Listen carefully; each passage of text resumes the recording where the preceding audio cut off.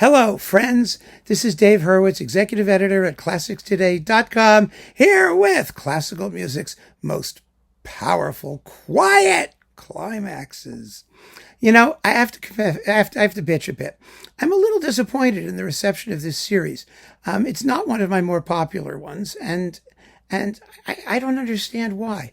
People want me to use sound clips. I've used sound clips in every single video. I'm doing sound clips. You can hear what we're talking about, number one. Number two, it's such an interesting concept, isn't it? I mean, it's something that's really distinctive and special and wonderful about the classical music repertoire. And so you would think that more people would be interested in exploring this aspect of our musical language, but it seems not. I'm puzzled. Oh well, I'm going to keep going anyway because I really, really like the idea, and I know a lot of you do too. At least the ones who've bothered to write to me. So let's start now with an absolutely amazing quiet climax by Handel. It's in his Concerto Grosso, Opus 6, number 8, which has 6 movements. This little concerto, they're like little movements. They're little bitty movements. You know, they're movementlets, bitlets. And so they're quite short, but they are wonderfully evocative.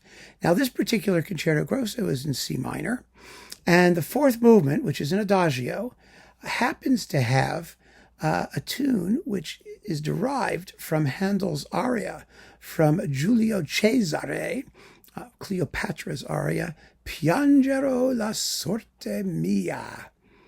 Oh, the most beautiful thing in the world. Piangero, piangero, la sorte mia, si crudel. And then I get lost, and so I don't do anymore. Anyway, it's beautiful. Now, it's a big, long da capo aria. In the opera here, it's only a minute and a bit. And Handel really only borrows. He doesn't, Handel never does anything without modifying it. So you get the da da da, the first 3 notes, and you don't get the next 3 notes, and then you sort of get the continuing vocal line. But the wonderful thing about this particular quiet climax isn't just its gorgeous expressivity, which is just lovely. It's the fact that it comes between 2 other movements, both of which are in C minor. The first one is rather quick. The next one is a Siciliano. It's a little slower. And this begins in a major key. It finally closes back into the minor.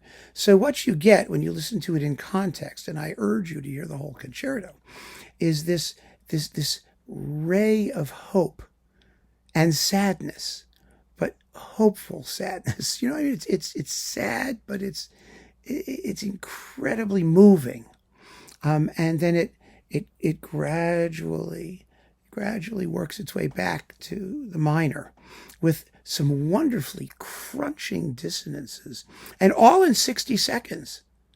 I mean, that's what makes it so special. It's so short, but it's just a tremendous single pure line of expressive vocal melody.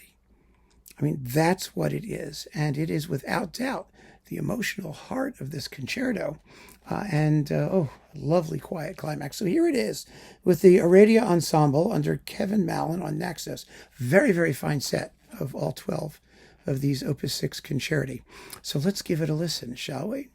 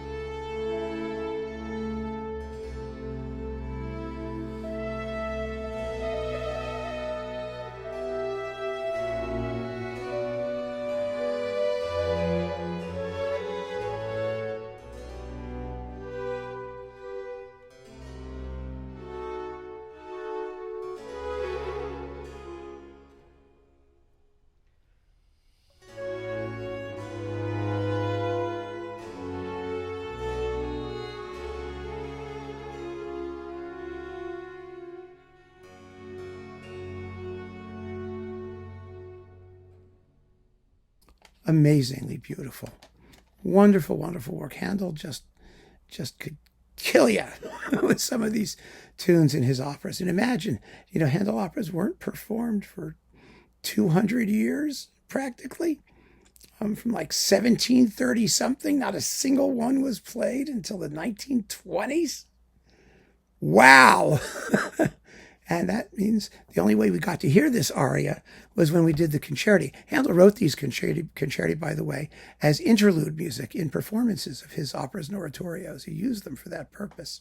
And so it may very well be that some movements or bits of this concerto were performed, for people who would have understood the origins of that little tune in the Eighth Concerto Grosso. But who knows? We weren't there. We'll never know. But we know now. We know now what we think about it. So keep on listening, friends. Thanks so much for joining me, and take care.